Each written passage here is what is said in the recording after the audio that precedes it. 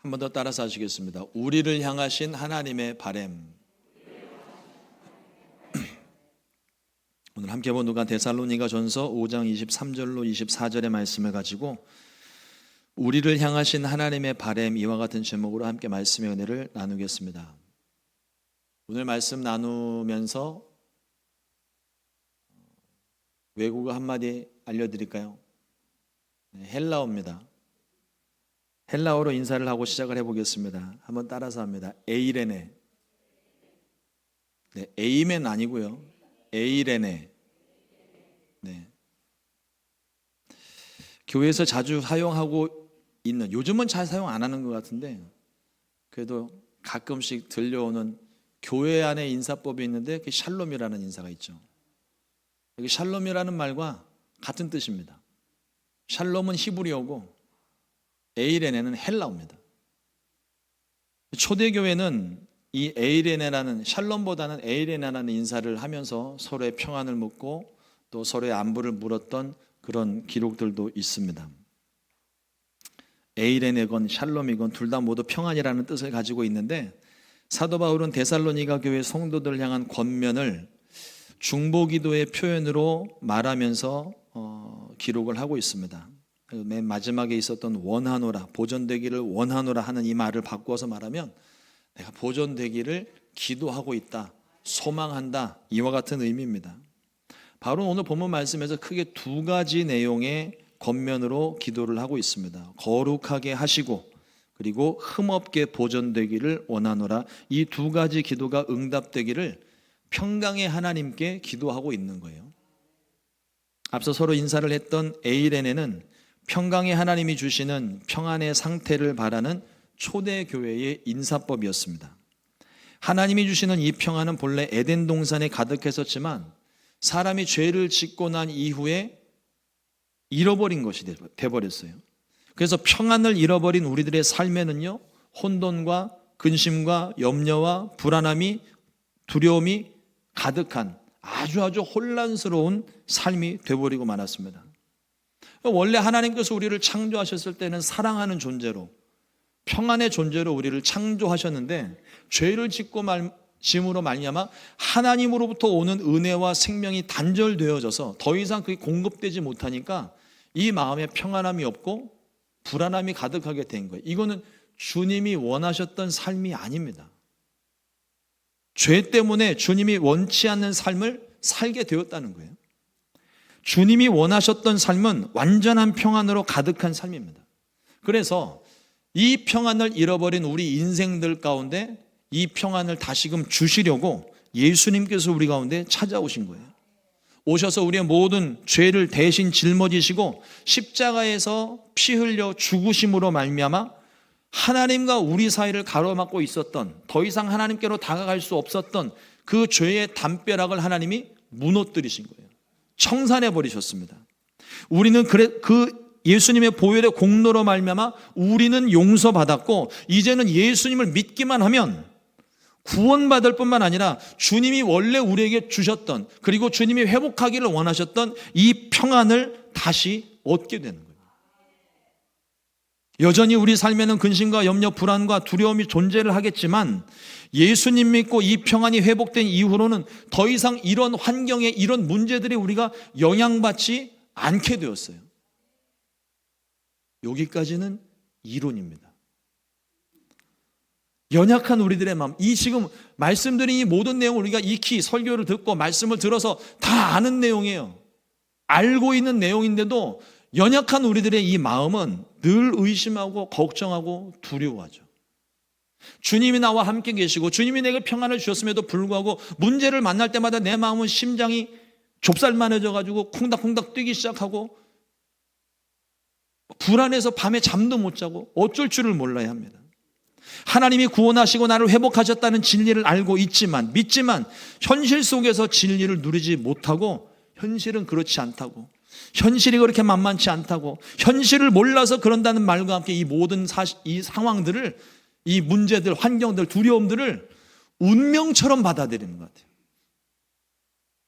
제가 미국에 와서 제일 많이 들었던 말이 있는데 그게 뭐냐면, 제가 이렇게 설교 시간에 설교를 하고 나면은요, 하나님 말씀을 근거로 소망을 선포하고 하나님께서 여러분들의 모든 문제를 해결해 주셨다고 선포하고 질병을 다 고쳐주셨다고 선포를 하고 할 때는 막 우리 성도님들이 아멘 아멘 막 그러세요. 그리고 예배 끝나고 밥 먹는데 근데 목사님 이러고 말씀을 시작을 하세요.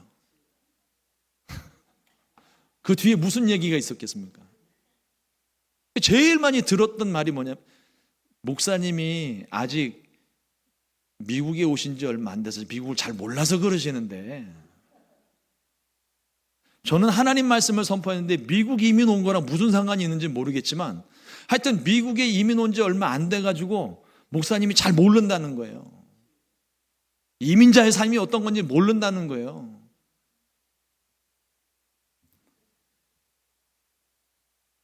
그러면서 늘 하시는 말씀이 분명 예배 드릴 때는 아멘 하셨던 분들인데 밥 먹으면서 근심 염려를 쏟아내는 거예요. 뭐가 잘못된 걸까요?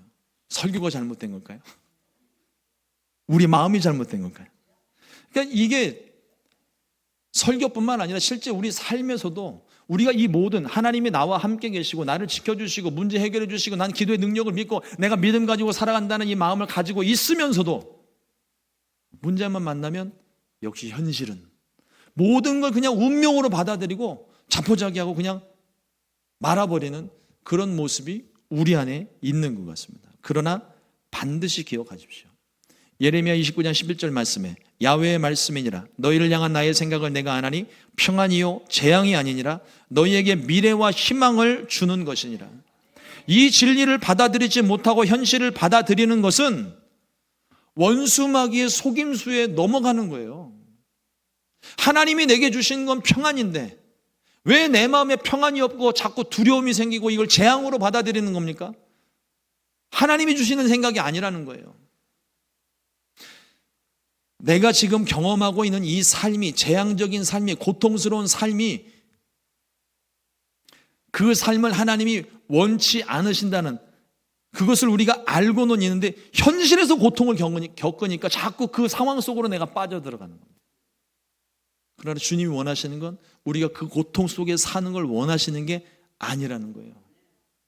우리에게 평안함을 주시고 문제에서 건져주실 뿐만 아니라 심지어는 그 문제 속에 내가 있어도 그 문제 속에서 내가 평안함을 누리며 살 수 있도록 하시는 게 하나님의 뜻인 겁니다. 원수마귀의 속임수에 넘어가지 마십시오.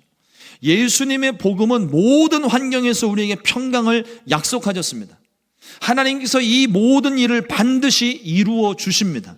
로마서 5장 1절 말씀에 그러므로 우리가 믿음으로 의롭다 하심을 받았으니 우리 주 예수 그리스도로 말미암아 하나님과 화평을 누리자. 하나님과 우리 사이가 원래 원수지간이었습니다. 함께 할 수 없는 사이가 됐어요. 근데 그것을 예수님께서 보혈로 그 모든 관계를 청산하시고 하나님과 우리가 이제는 원수가 아니라 아버지와 자녀로 만들어주신 거예요. 얼마나 놀라운 은혜입니까? 하나님께서 이런 은혜를 우리 가운데 베풀어 주셨는데 이 은혜 속에 우리 가운데 이루신 것들이 과연 무엇인지 그 과정 속에 무엇을 이루기를 원하시는지 오늘 말씀을 통해서 은혜를 좀 나누려고 합니다. 첫 번째가 우리를 거룩하게 하신다는 거예요. 이것은 하나님의 가장 큰 바람 중에 하나입니다. 하나님께서 이스라엘과 언약을 맺으실 때 내가 거룩하니 너희도 거룩할지어다 분명히 말씀하셨습니다. 이 거룩은요 구별이에요. 구별. 우리를 세상의 모든 죄에서 구별하여 세우신 것이 거룩함입니다. 성도라는 의미에도 이 거룩의 의미가 담겨져 있어요. 세상 가운데서 구별하여 하나님의 자녀 삼으신 사람들이 성도라고 불리워지죠. 그 이름에 합당한 거룩한 삶을 우리 모두가 살아야 됩니다. 그런데 이것도 우리가 다 아는 내용이잖아요. 그런데 우리는 거룩함을 지루하게 생각하지 않습니까? 왠지 거룩이라고 하면은 나와 좀 다르고 나와 좀 차원이 다른 뭔가 좀 다른 그래서 좀 거리를 두고 싶어 하는, 아니 내가 거룩한 삶을 살아야 되는데, 거룩한 하나님의 자녀가 되었는데도 불구하고 뭔가 거룩하다, 신령하다 뭐 이렇게 되면 약간 거리를 두는 느낌을 좀 받을 때가 있어요. 굉장히 부담스러워합니다. 느낌적으로 뭔가 이 거룩이라는 걸 생각할 때 우리가 지루한 느낌, 뭔가 재미없고 따분한 느낌, 이런 정도로 생각을 하고 있는 것은 아닙니까? 하나님께서 이런 의미로 우리에게 거룩을 말씀하실 리가 없죠. 예전에 제가 교회학교 사역을 처음 맡아서 함께 신앙생활을 했던 친구들이 대한민국에서 그리고 전 세계에서 가장 유명했던 중학교 2학년 애들이었어요. 오죽했으면 북한 공산당이 남한을 침공하지 못하는 이유 중에 하나가 중학교 2학년 애들이 있기 때문이라는 말이 나올 정도예요. 종잡을 수 없는 애들이에요. 그러니 제가 앞에서 설교를 좀 재밌게 해보려고, 아이들 좀 기운 좀 내게 해보려고 앞에서 별짓을 다 해도 어쩜 그렇게 꼼짝들도 안 해요.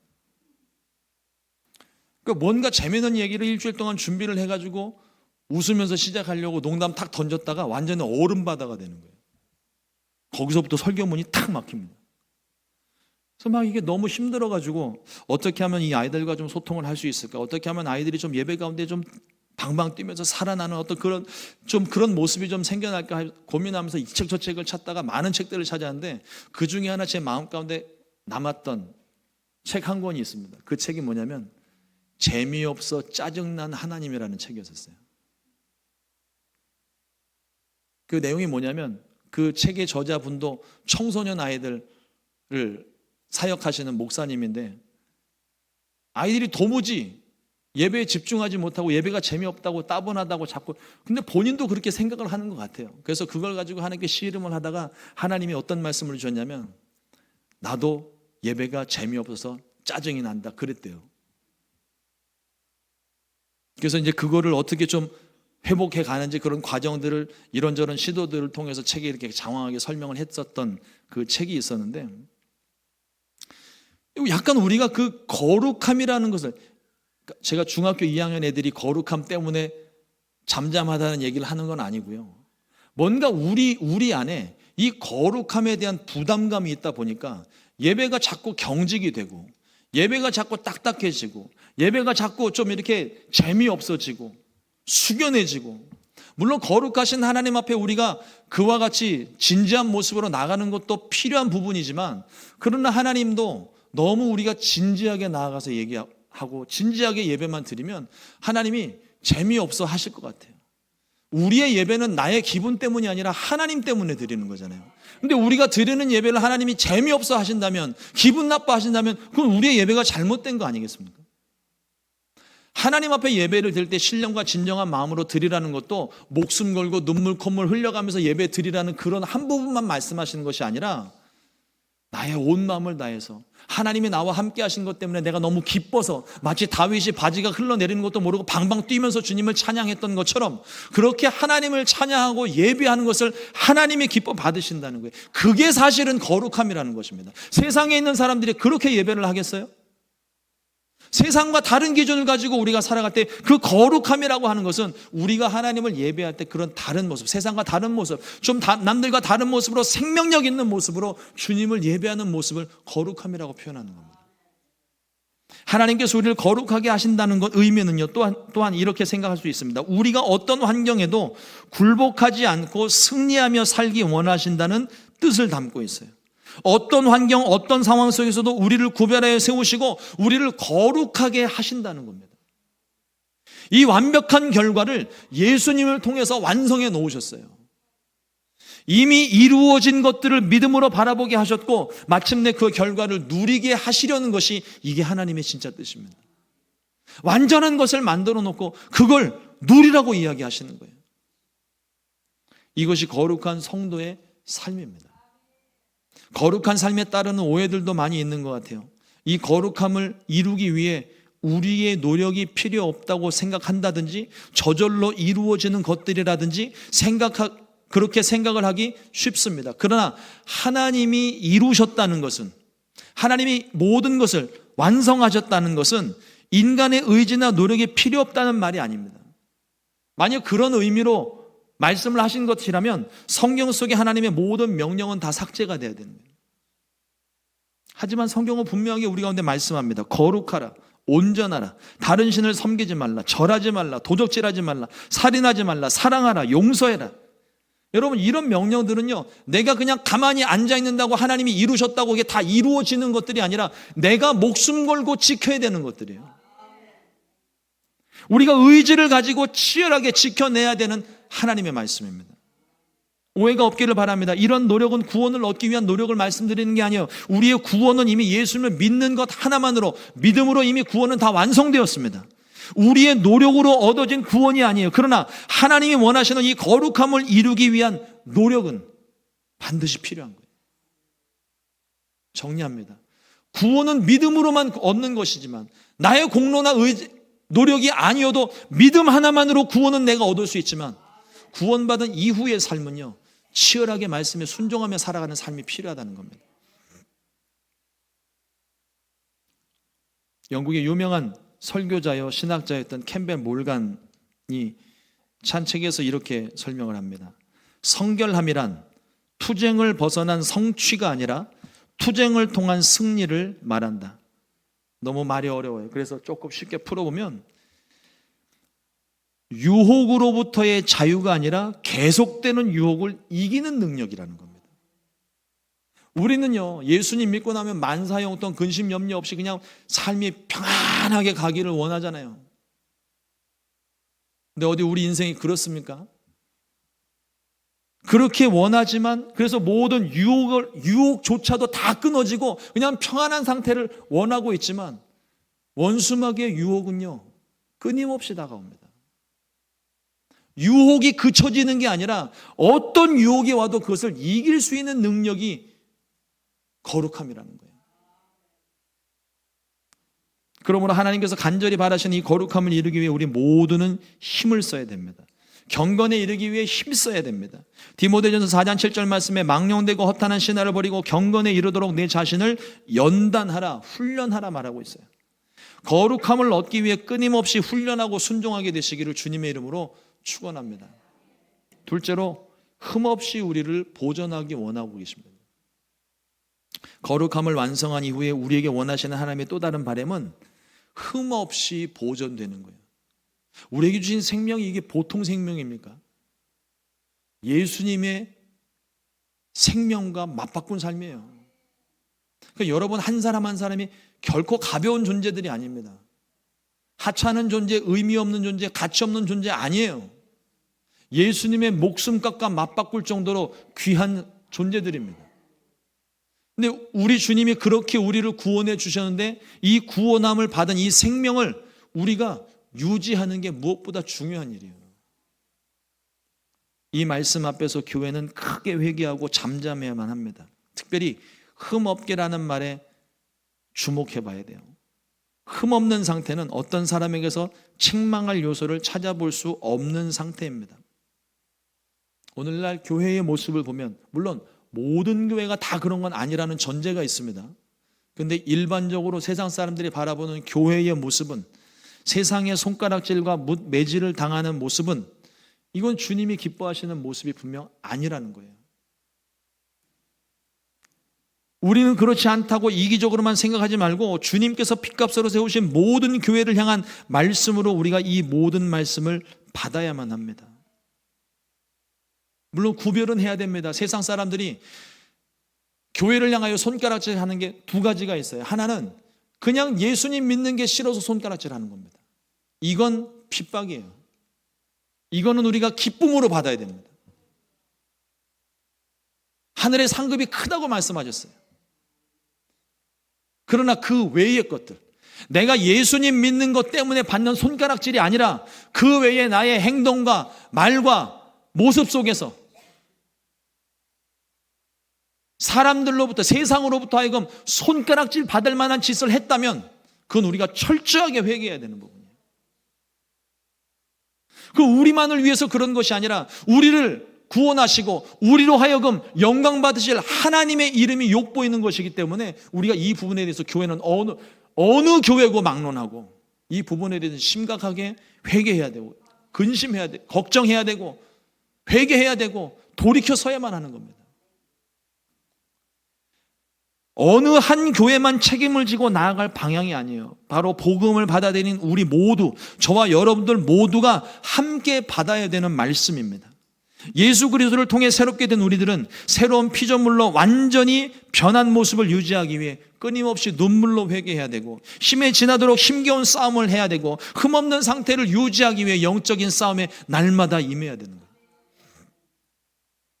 하나님이 우리 가운데 이루어 주신 것은 다 이루신 것이지만 그것이 우리의 삶에는 아직 완성한 모습으로 드러나지는 않습니다. 대사명의 완성은 우리 주님께서 다시 오실 때에 비로소 완성이 됩니다. 하지만 그때까지 우리가 하나님이 다 이루실 것이니까, 하나님이 오시면 다 해결될 것이니까 그저 멍하니 가만히 앉아서 기다릴 것이 아니라 우리에게 말씀하시는 하나님 간절한 바람을 이루시기 위해 의지를 가지고 우리는 더욱더 주님께 집중해야만 합니다.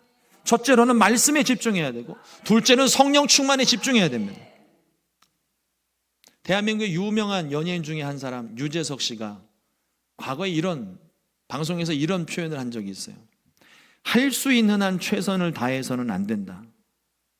할 수 있는 상태를 초월해서 노력을 해야 된다. 이 말이 뭐냐면 할 수 있는 범위 안에서 최선을 다하는 건 누구든지 할 수 있고 누구든지 그 범위 안에서 하는 일들에 대해서는요 사람이 성장할 수가 없다는 거예요. 영적인 의미에서도 마찬가지입니다. 영적인 싸움에서 내가 버티기 힘들고 견디기 어려운 순간들을 만날 때가 있어요. 근데 그때 내가 할 수 있는 만큼만 하면은요 그 싸움에서 지고 맙니다. 우리를 삼키려는 원수 마귀는 우는 사자처럼 굶주린 맹수처럼 달려드는데 내가 할 수 있는 정도로만 그냥 해버리고 마면 그 결과는 뻔한 거예요. 내가 할 수 있는 것을 초월해서 목숨 걸고 온 힘을 다해서 내가 할 수 있는 수준 범위를 넘어서서 해야 그 싸움에서 우리가 승리할 수 있고 그때 비로소 우리의 믿음이 한 단계 성장하는 거예요. 그러니까 여러분 우리 삶 가운데 고난을 많이 경험해 보셨잖아요. 크고 작은 많은 고난들을 경험해 보셨잖아요. 그 고난의 순간이 지나고 났을 때 사람이 성장을 해요. 아이들도 그렇지 않습니까? 아이들이요 안 아팠으면 좋겠는데 감기 걸리고 열 바짝 오르고 막 끙끙 앓고 난 다음에 얘가 병이 떠나가잖아요. 회복이 되잖아요. 그럼 얘가 성장해 있는 거예요. 우리 신앙생활, 영의 생활도 마찬가지입니다. 하나님이 그래서 우리 가운데 고난을 때로는 허락하시는 이유, 내가 감당할 수 있는 시험을 허락하시는 이유, 나는 그 시험 받기 원치 않는데 하나님이 그 고난을 내게 두시는 이유는 나의 믿음을 한 단계 키우시기 위해서예요.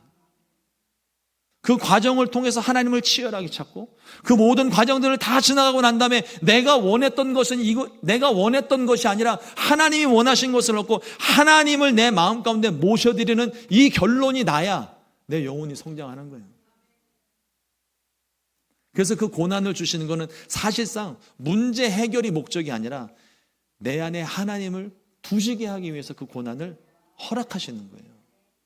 그러니 우리가 고난을 당할 때 어떻게 해야 되겠습니까?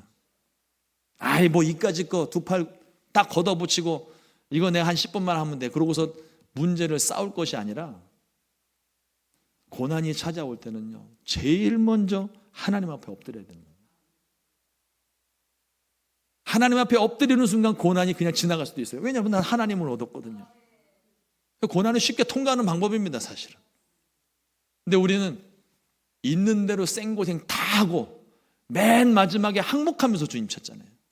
그냥 고생은 고생대로 하고 누구는 바짝 엎드려서 기도하고 얼른 지나갔는데 누구는 1년이고 10년이고 그 문제 붙들고 씨름을 하다가 결과는 다 똑같이 하나님 얻는 건데 여러분 무엇을 선택을 하시겠습니까?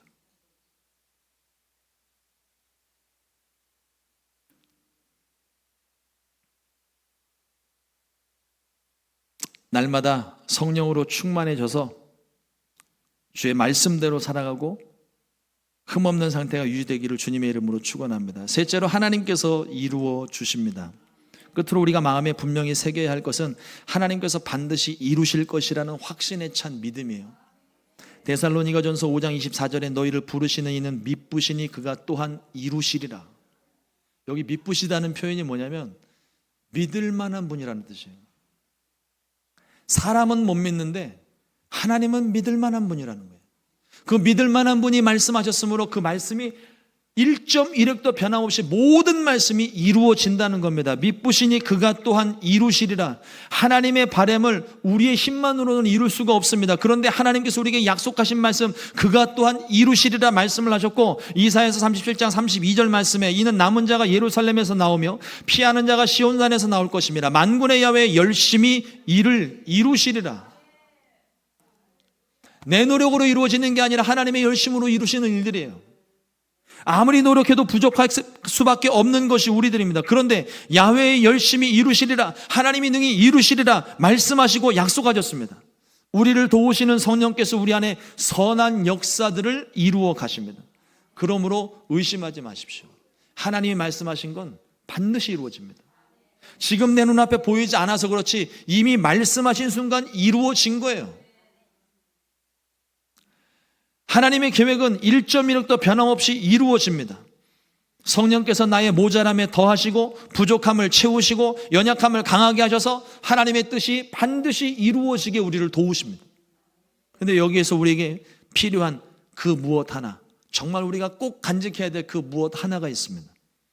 오병이의 기적 사건에서 그 답을 찾습니다. 우리 오병이의 기적 그러면 제일 먼저 뭐가 생각이 나세요? 오병이의 기적.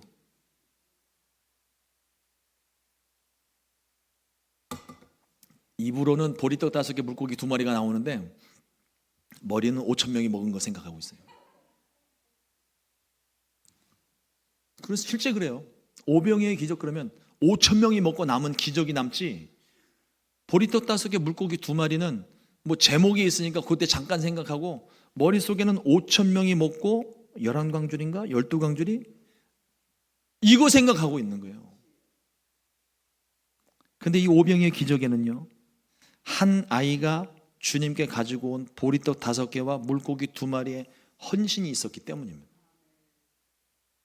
큰 기적에 비춰볼 때 이 보리떡 5개와 물고기 2마리는 한없이 작은 것이지만 예수님은 이 작은 헌신과 믿음의 행동을 통해 위대한 일을 이루신 거예요.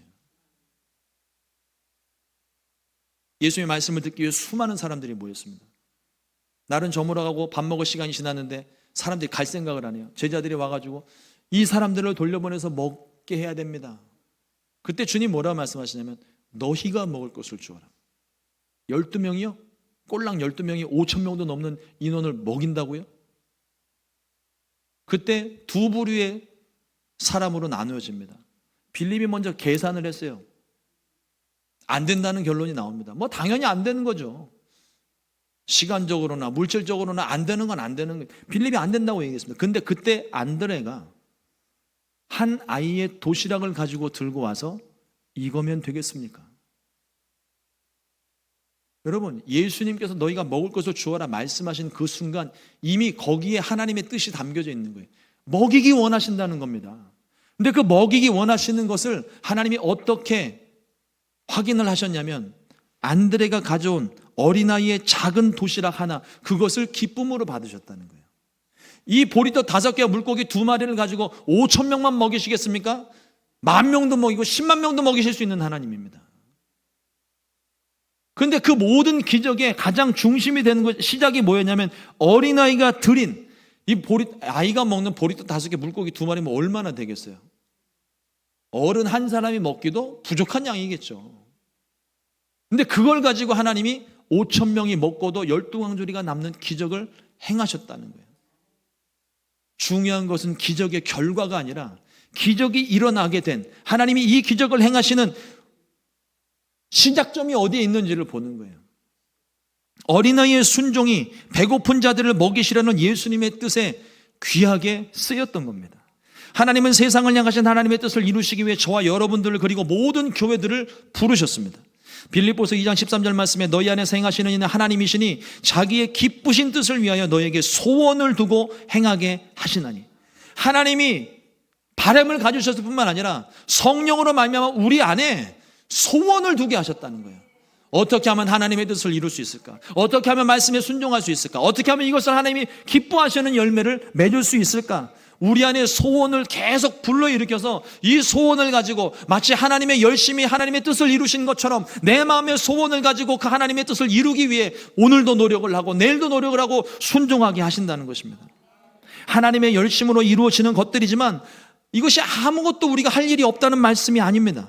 하나님의 뜻을 이루기 위해 간절한 소원을 가져야 하고 그 인도하심에 말씀에 순종하는 것은 우리들의 사명이고 책임인 거예요. 우리의 작은 순종 하나로 하나님이 오늘도 5,000명 구원하실 수 있습니다. 10,000명도 구원하실 수 있어요. 그런데 순종하는 한 사람이 없어서 하나님이 그 일을 이루어졌어요. 이루어졌는데 그 열매들이 우리 눈앞에 보이지 않는지도 몰라요.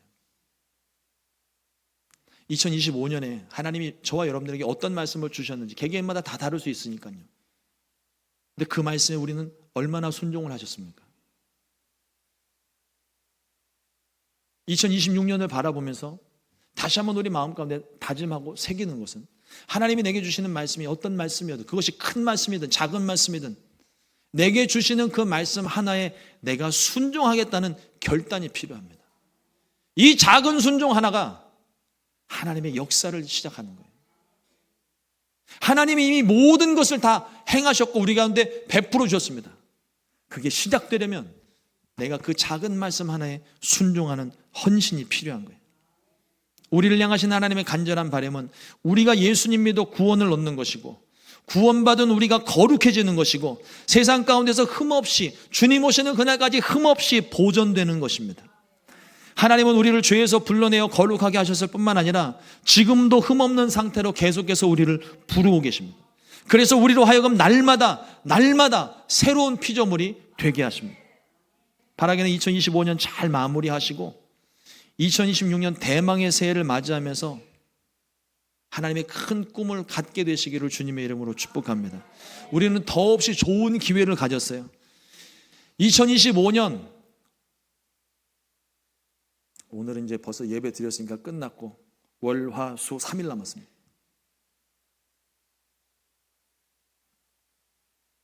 근데 2025년이 끝나는 것이지 내 인생이 끝난 거 아니거든요.